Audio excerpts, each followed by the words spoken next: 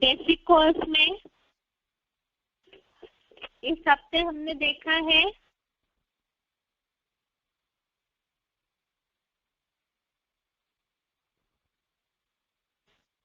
चौरासी लाख योनियों में मनुष्य आत्मा नहीं आती है। बेसिक कोर्स उसमें बात चल रही थी इस हफ्ते के रिवीजन के लिए। 84 लाख योनियों में मनुष्य आत्मा नहीं जाती है। इसका प्रूफ इस हफ्ते देखा था हमने। जैसा बीज वैसा फल, अर्थात आत्माएं जो है सभी ज्योति बिंदु ही है। तो कई बार जिज्ञासु ये पूछ सकते हैं, जब सभी सेम है, ज्योति बिंदु आत्माएं हैं, तो ये क्यों नहीं हो सकता है कि मनुष्य की आत्मा दूसरे योनियों में जाए? लेकिन इसका जवाब है, बहुत सारे ऐसे अनाज है, फल है, पेड़ होते हैं जिनके बीज लगभग समान होते हैं। लेकिन यहाँ प्रश्न दूसरे योनियों में जाने की जहाँ तक बात है, यहाँ प्रश्न बीज के आकार का, माप का नहीं है, बल्कि जाति का है। अर्थात आम का बीज है तो आम का ही फल आएगा, आम का ही पेड़ आएगा। केला लगाएंगे तो उसमें केला ही आएगा। इसी तरह से मनुष्य जाति के बीज से मनुष्य ही निर्माण होंगे। और अगले जन्म में भी जितने भी बार कोई बीज बोया जाता है तो ऐसे नहीं कि उसकी जाति चेंज हो जाए। इसी तरह से जिनको जो भी मिला हुआ है पार्ट, उसी में ही वो जन्म लेंगे। ये हमने आत्मा के पार्ट में समझा है। आत्मा जो है अनादि अविनाशी है, ना रची जाती है ना उसका विनाश होता है। उसमें रिकॉर्ड भरा हुआ है, वही जन्म जन्मांतर प्ले होगा। और इसी तरह से ही आत्मा इसीलिए ही इस योनि की है, उसी योनि में ही जन्म लेती है। दूसरी बात जो हमने भगवत गीता के 15वें अध्याय के 8वें श्लोक में देखा था, मन बुद्धि संस्कार आत्मा में भरे रहते हैं मनुष्यों के, और वही दूसरे जन्मों में ले जाते हैं अपने कर्मों के रूप में। तो इसीलिए ही मनुष्य ने जिस योनि में कर्म किया है वही अगले जन्म में भी ले जाएंगे। तो जानवरों के संस्कार, जानवरों के हलन चलन कैसे कर सकते हैं? और इसी के साथ आत्मा, वैज्ञानिक कहते हैं आत्मा एक शक्ति का पुंज है, और शक्ति न कभी रची जाती है न उसका विनाश होता है। तो आत्मा भी अनादि है, अविनाशी है। तो इस हिसाब से उसमें जो अपनी पावर है वो अगले शरीर में जाकर वो वैसे ही जीवन बिताती है। तो फिर वो अलग योनियों में कैसे जा सकती है? अगला पॉइंट हमने देखा था हिसाब किताब की बात। मनुष्य बौद्धिक प्राणी है और जानवर पशु पंछियों की तुलना में, तो इसीलिए उनका मनुष्य के साथ ही हिसाब बनता है। तो फिर अन्य जानवर योनियों में नहीं जा सकती है। अगली बात हमने देखी थी जनसंख्या के लिए कि 84 लाख योनियों में भ्रमण करना यदि मनुष्य को अनिवार्य है, तो फिर सारे मनुष्य अगले जन्म में जानवर योनि में ट्रांसफर हो रहे हैं। और जब ऐसे ट्रांसफर हो रहे हैं तो फिर मनुष्यों की संख्या कम होनी चाहिए और जानवरों की जो भी जातियां हैं उनकी संख्या कम होनी चाहिए। लेकिन देखने में तो ये आता है दिन प्रतिदिन जब भी जनगणना होती है तो जनसंख्या बढ़ी हुई ही नजर आती है। ऐसे क्यों? इसलिए क्योंकि एक तो परम धाम से आने वाली आत्माएं भी उतर रही है सृष्टि पर, और साथ साथ जो पहले से ही मनुष्य है वो मनुष्य के रूप में ही जन्म ले रहे, कोई और योनियों में नहीं जाते हैं। इसीलिए भी जनसंख्या बढ़ रही है। दूसरी बात, अन्य जो भी जातियां हैं, ऐसे बहुत सी जाति है प्राणियों की, पंछियों की, जो लोप होते जा रही है। अगर जानवर योनि में मनुष्य ट्रांसफर हो रहे हैं तो जानवरों की जाति कम होने का प्रश्न ही नहीं आना चाहिए। अगली बात है, जैसे बीज को बार बार बोते हैं तो शक्ति क्षीण हो जाती है, लेकिन इसका मतलब उसकी जाति बदलती है, ऐसे कभी नहीं होता है। इसी तरह से मनुष्य भी मनुष्य आत्मा जो बीज है अपने में, तो वो जन्म लेते लेते उसकी शक्ति क्षीण हो जाती है। उसके कारण बुद्धि का स्तर कम होने के कारण कर्मों पे असर पड़ता है, लेकिन इसका मतलब ये नहीं है कि वो अन्य योनियों में जाए। अगली बात है, डार्विन थ्योरी हमने देखी थी। डार्विन थ्योरी में बात है मनुष्य पहले बंदर थे। अगर ये बात सच होती, डार्विन थ्योरी तो अभी साइंस ने भी कैंसिल की है, लेकिन अगर ऐसे होता तो बाकी जितने भी बंदर हैं वो सारे मनुष्य क्यों नहीं बने। और जैसे संख्या रंग की बात आती है, बहुत ऐसे बंदर हैं आज भी कलयुगी दुनिया में मनुष्यों के बीच में घूमते हुए नजर आते हैं, लेकिन कभी ऐसे देखने में नहीं आया कि कोई बंदर मनुष्य बन गया हो। तो इसका मतलब वो बात भी साइंस की गलत हो गई। अगला प्रूफ है पूर्व जन्म। पूर्व जन्म जो है मनुष्य योनि में ही दिखने में आया है। जैसे साइंस ने रिसर्च किए, बहुत बार न्यूज़पेपर में भी पूर्व जन्म की जहाँ भी बात आई तो वो सारे ही अपना पूर्व जन्म मनुष्य के रूप में ही बताते। कोई भी मनुष्य ने अब तक ये नहीं बताया होगा कि हम पिछले जन्म में जानवर थे, या कोई जानवर ने उनकी एक्टिविटी से ये नहीं साबित किया होगा कि वो पिछले जन्म में मनुष्य थे। दूसरी बात, शास्त्रों में ही इसका प्रूफ मिलता है। शिखंडी पूर्व जन्म में अम्बा थी और द्रौपदी शिव भक्तिन थी। बहुत ऐसी दंत कथा या कथाएं शास्त्रों में है जिनमें ये बातें दिखने में आती है। पूर्व जन्म मनुष्य के रूप में ही दिखाया गया है। अब शास्त्रों में ही 84 लाख योनियों की बात आई और शास्त्रों में ही पूर्व जन्म में ऐसी कथाओं में बातें दिखाई हुई है। अर्थात शास्त्रों का ही अपनी बातों का कोई तालमेल नहीं है। जब मनुष्य जन्म लेते लेते अनेक शास्त्र रचने लगे तो उसमें मनमत, मनुष्य मत, अनेक मतें मिक्स होते गई और सत्य लोप होते गया। वास्तव में मनुष्य जो है वो जानवरों जैसे कर्म करने लगता है।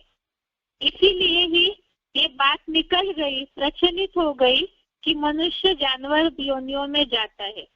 लेकिन इस बात को न समझने के कारण जैसे जैसे शास्त्रों में चेंजेस होते गए, बदलाव होते गया, तो वैसे ही फिर लोगों ने इन बातों का रूप ही बदल दिया और 84 लाख योनियां बताने से हिसाब बताना न पड़े मनुष्य जन्म का, इसीलिए भी ये बातें शास्त्रों में ऐड होते गई। अगली बात है, अब गीता अनुसार देखते हैं कि गीता में जो सात्विक शास्त्र है, क्या गीता में दूसरे योनियों की बात आई है? तो गीता में कहीं भी कोई भी श्लोक में कोई मनुष्य जानवर बनता है ऐसी बात नहीं आई। पापों का दंड भोगने के लिए पाप योनियों के रूप में भी गीता में मनुष्य जन्म का ही रूप दिखाया हुआ है। इसके लिए हमने श्लोक देखा था 9वें अध्याय का 32वां श्लोक, अध्याय 9 श्लोक नंबर 32। इसमें हमने देखा था भावार्थ में कि इस दुखी दुनिया में पूर्व जन्मों के कर्मों के कारण स्त्री, वैश्य तथा शूद्र जैसी पाप योनियां मिलती है और ऐसी योनियों वाले भी अगर श्रेष्ठ कर्म करते, मेरा आश्रय लेते अर्थात भगवान का, तो परम गति को पाते हैं। अर्थात इसमें पाप योनियों में स्त्री, वैश्य, शूद्र इनका नाम इसलिए लिया क्योंकि पराधीन सपने हो सुख नहीं। पराधीन जो होते हैं उन्हें सपने में भी सुख नहीं होता है। शूद्रों के लिए एग्जाम्पल भी देखा कि बहुत ऐसे शूद्रों के साथ खराब व्यवहार किया जाता है। कुछ न कुछ ऐसा नीच कर्म किया होगा तभी तो शूद्र बनते हैं। और इसीलिए ही बताया कि ऐसे पाप का दंड ही वास्तव में ऐसे रूप में जन्म मिलता है। हमने इसे बेसिक कोर्स के आधार से भी समझा है और भगवत गीता में भी ये बात बताई है। यहाँ 84 लाख योनियों की कोई बात नहीं आई है।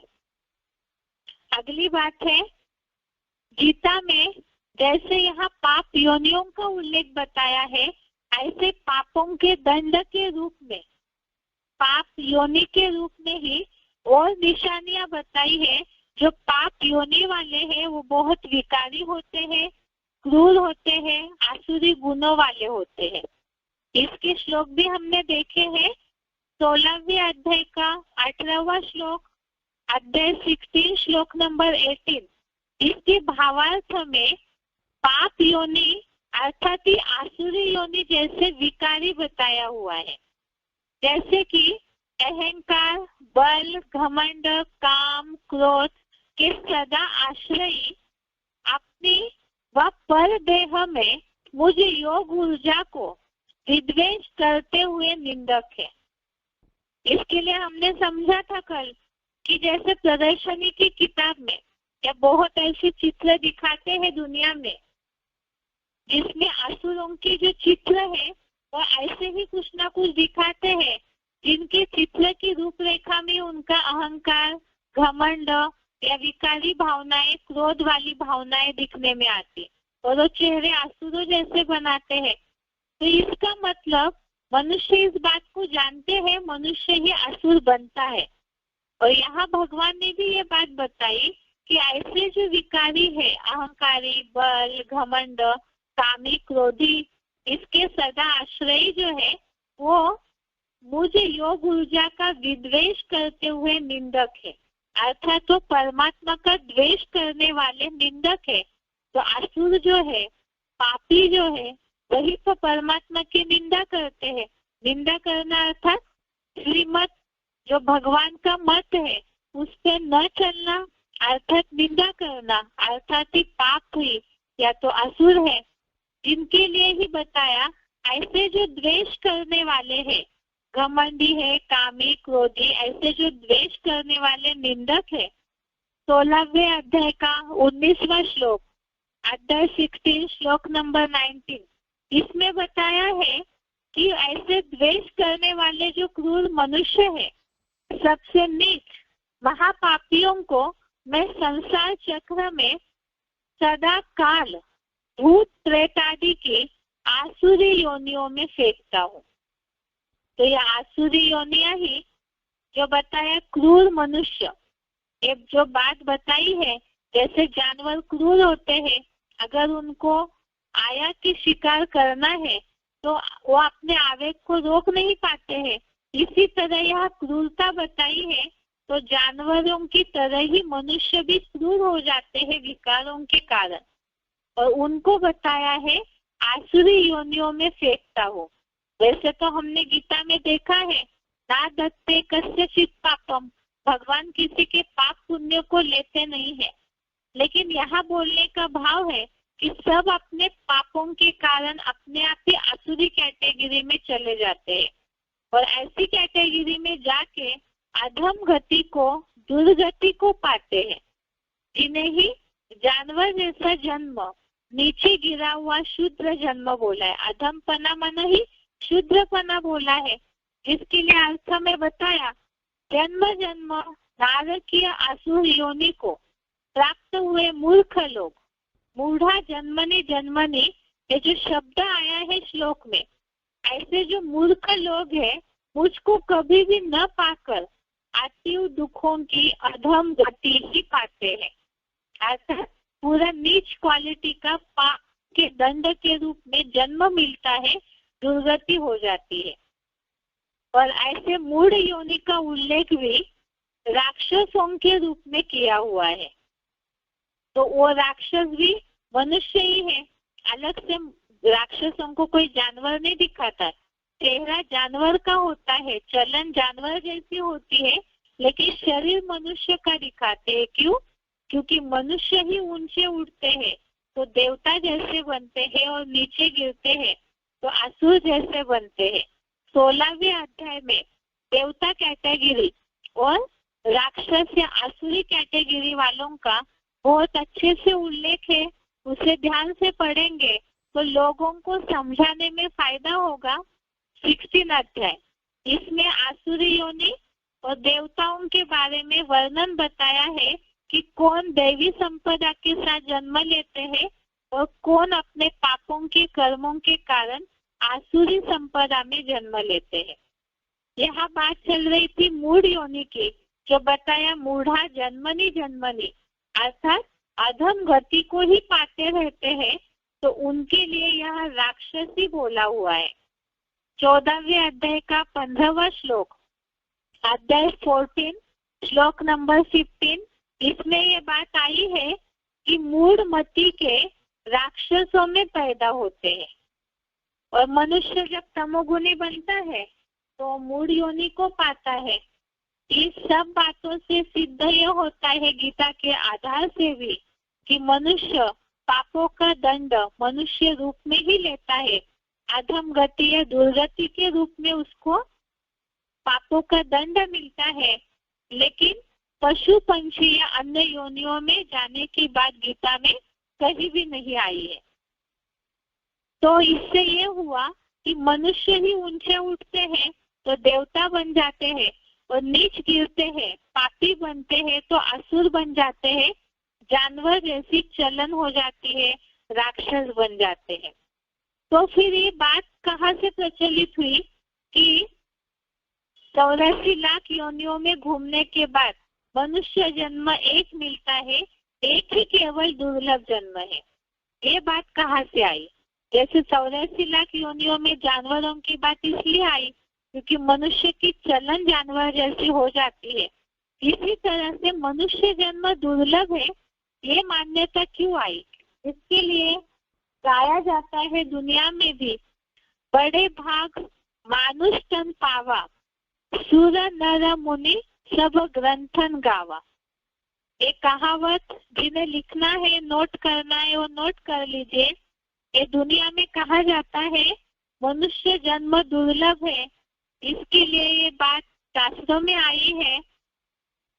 बड़े भाग मानुष तन पावा, सुर नर मुनि सब ग्रंथन गावा।